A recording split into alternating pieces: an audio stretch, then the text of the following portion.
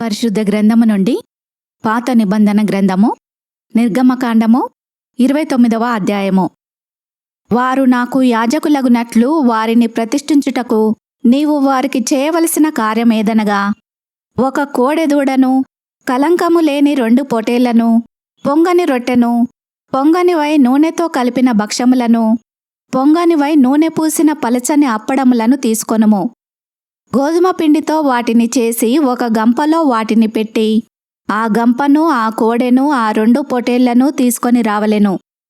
మరియు నీవు అహరోనును అతని కుమారులను ప్రత్యక్షపు గుడారం యొక్క ద్వారము దగ్గరకు తీసుకొని వచ్చి నీళ్లతో వారికి స్నానము చేయించి, ఆ వస్త్రములను తీసుకొని చొక్కాయిని, ఏఫోదు నిలువుటంగీని, ఏఫోదును పతకమును అహరోనుకు ధరింపచేసి, ఏఫోదు విచిత్రమైన నడికట్టును అతనికి కట్టి, అతని తల మీద పాగాను పెట్టి, ఆ పాగా మీద పరిశుద్ధ కిరీటముంచి, అభిషేక తైలమును తీసుకొని అతని తల మీద పోసి అతనిని అభిషేకింపవలెను. మరియు నీవు అతని కుమారులను సమీపింపచేసి వారికి చొక్కాయిలను తొడిగింపవలెను. అహరోనుకును అతని కుమారులకును దట్టిని కట్టి వారికి కుల్లాయిలను వేయింపవలెను. నిత్యమైన కట్టడను బట్టి యాజకత్వము వారికగును. అహరోనును అతని కుమారులను అలాగున ప్రతిష్ఠింపవలెను. మరియు నీవు ప్రత్యక్షపు గుడారమునెదుటికి ఆ కోడెను తెప్పింపవలెను. అహరోనును అతని కుమారులను కోడె తల మీద తమ చేతులనుంచగా, ప్రత్యక్షపు గుడారం యొక్క ద్వారమునొద్ద యెహోవా సన్నిధిని ఆ కోడెను వధింపవలెను. ఆ కోడె రక్తములో కొంచెము తీసుకొని నీ వ్రేలితో బలిపీఠపు కొమ్ముల మీద చమిరి, ఆ రక్తశేషమంతయు బలిపీఠపు టడుగున పోయవలెను. మరియు ఆంత్రములను కప్పుకొను క్రొవ్వంతటిని, కాలేజము మీది వపను, 2 మూత్రగ్రంథులను, వాటి మీది క్రొవ్వును నీవు తీసి బలిపీఠము మీద దహింపవలెను. ఆ కోడె మాంసమును, దాని చర్మమును, దాని పేడను పాలెమునకు వెలుపట అగ్నితో కాల్చవలెను. అది పాప పరిహారార్థమైన బలి. నీవు ఆ పొటేళ్లలో ఒకదాని తీసుకొనవలెను. అహరోనును అతని కుమారులను ఆ పొటేలు తల మీద తమ చేతులుంచగా, నీవు ఆ పొటేలును వధించి దాని రక్తము తీసి బలిపీఠము చుట్టూ దాన్ని ప్రోక్షింపవలెను.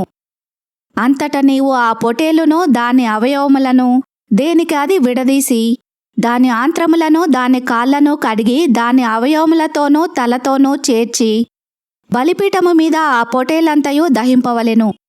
అది యెహోవాకు దహనబలి, యెహోవాకు ఇంపైన సువాసన గల హోమము. మరియు నీవు 2వ పొటేలును తీసుకొనవలెను.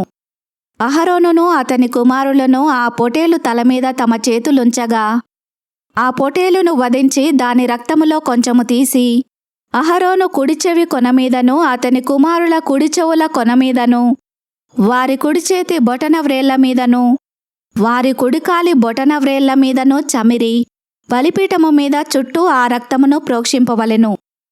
మరియు నీవు బలిపీఠము మీదనున్న రక్తములోనూ అభిషేక తైలములోనూ కొంచెము తీసి అహరోను మీదను, అతని వస్త్రముల మీదను, అతనితోనున్న అతని కుమారుల మీదను, అతని కుమారుల వస్త్రముల మీదను ప్రోక్షింపవలెను.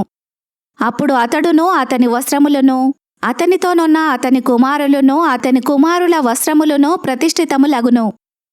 మరియు అది ప్రతిష్ఠితమైన పొటేలు గనుక దాని క్రొవ్వును, క్రొవ్విన తోకను, ఆంత్రములను కప్పు క్రొవ్వును, కాలేజము మీది వపను, 2 మూత్రగ్రంథులను, వాటి మీది క్రొవ్వును, కుడి జబ్బను, ఒక గుండ్రని రొట్టెను, నూనెతో వండిన ఒక భక్షమును, యెహోవా ఎదుటనున్న పొంగని వాటిలో పలచని ఒక అప్పడమును నీవు తీసుకొని, అహరోను చేతులలోనూ అతని కుమారుల చేతులలోనూ వాటినన్నింటినీ ఉంచి, అల్లాడింపబడు నైవేద్యముగా యెహోవా సన్నిధిని వాటిని అల్లాడింపవలెను. తర్వాత నీవు వారి చేతులలో నుండి వాటిని తీసుకొని యెహోవా సన్నిధిని ఇంపైన సువాసన కలుగునట్లు దహన బలిగా వాటిని బలిపీఠము మీద దహింపవలెను. అది యెహోవాకు హోమము.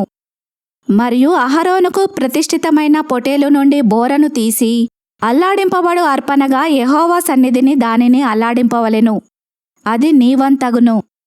ప్రతిష్ఠితమైన ఆ పొటేలులో, అనగా అహరోనుదియు అతని కుమారులదియు నైన దానిలో అల్లాడింపబడిన బోరను, ప్రతిష్ఠితమైన జబ్బను ప్రతిష్ఠింపవలెను.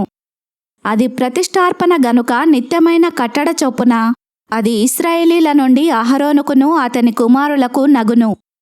అది ఇశ్రాయేలీయులు అర్పించు సమాధాన బలులలో నుండి తాము చేసిన ప్రతిష్ఠార్పణ, అనగా వారు యెహోవాకు చేసిన ప్రతిష్ఠార్పణగా నుండును.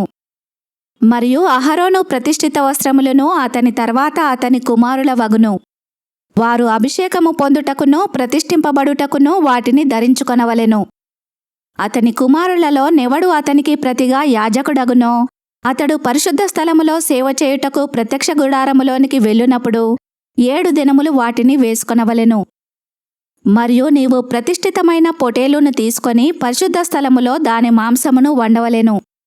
అహరోనును అతని కుమారులను ప్రత్యక్షపు గుడారం యొక్క ద్వారము దగ్గర ఆ పొట్టేలు మాంసమును గంపలోని రొట్టెలను తినవలెను. వారిని ప్రతిష్ఠ చేయుటకును వారిని పరిశుద్ధపరచుటకును వేటి వలన ప్రాయశ్చిత్తము చేయబడెనో వాటిని వారు తినవలెను. అవి పరిశుద్ధమైనవి గనుక అన్యుడు వాటిని తినకూడదు. ప్రతిష్ఠితమైన మాంసములోనేమి ఆ రొట్టెలలోనేమి కొంచెమైనను ఉదయము వరకు మిగిలియుండిన ఎడల మిగిలినది అగ్నిచేత దహింపవలెను. అది ప్రతిష్ఠితమైనది గనుక దాని తినవలదు. నేను నీకు ఆజ్ఞాపించిన వాటన్నింటినీ బట్టి నీవు అట్లు అహరోనుకును అతని కుమారులకును చేయవలెను.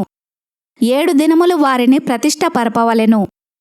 ప్రాయశ్చిత్తము నిమిత్తము నీవు ప్రతిదినమున ఒక కోడెను పాపపరిహారార్థ బలిగా అర్పింపవలెను.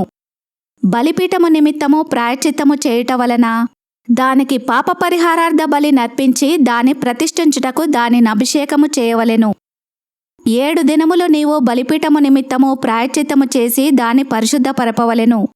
ఆ బలిపీఠము అతి పరిశుద్ధముగా ఉండును. ఆ బలిపీఠమునకు తగులున్నది అంతయు ప్రతిష్ఠితమగును. నీవు బలిపీఠము మీద నిత్యమును అర్పింపవలసినదేమనగా ఏడాదివి 2 గొర్రెపిల్లలను, ప్రతిదినము ఉదయమందు 1 గొర్రెపిల్లను, సాయంకాలమందు 1 గొర్రెపిల్లను అర్పింపవలెను. దంచి తీసిన 30 నూనెతో కలిపిన 10వ వంతు పిండిని పానీయార్పణముగా 30 ద్రాక్షారసమును మొదటి గొర్రెపిల్లతో అర్పింపవలెను. సాయంకాలమందు 2వ గొర్రెపిల్లను అర్పింపవలెను. అది యెహోవాకు ఇంపైన సువాసన గల హోమమగునట్లు ఉదయకాలమందలి అర్పణమును దాని పానీయార్పణమును అర్పించినట్టు దీనిని అర్పింపవలెను. ఇది యెహోవా సన్నిధిని సాక్ష్యపు గుడారం యొక్క ద్వారమునొద్ద మీ తరతరములకు నిత్యముగా అర్పించు దహనబలి. నీతో మాటలాడుటకు నేను అక్కడికి వచ్చి మిమ్మును కలుసుకొందును. అక్కడికి వచ్చి ఇశ్రాయేలీయులను కలుసుకొందును. అది నా మహిమ వలన పరిశుద్ధపరచబడును. నేను సాక్ష్యపు గుడారమును బలిపీఠమును పరిశుద్ధపరచెదను. నాకు యాజకులగునట్లు అహరోనును అతని కుమారులను పరిశుద్ధపరచెదను. నేను ఇశ్రాయేలీయుల మధ్య నివసించి వారికి దేవుడనై యుందును. కావున నేను వారి మధ్య నివసించున్నట్లు ఐగుప్తు దేశములో నుండి వారిని వెలుపలికి రప్పించిన తమ దేవుడైన యెహోవాను నేనే అని వారు తెలుసుకొందురు. నేను వారి దేవుడనైన యెహోవాను. ఈ వాక్యమును విన్న మిమ్ములందరినీ దేవుడు దీవించునుగాక. ఆమెన్.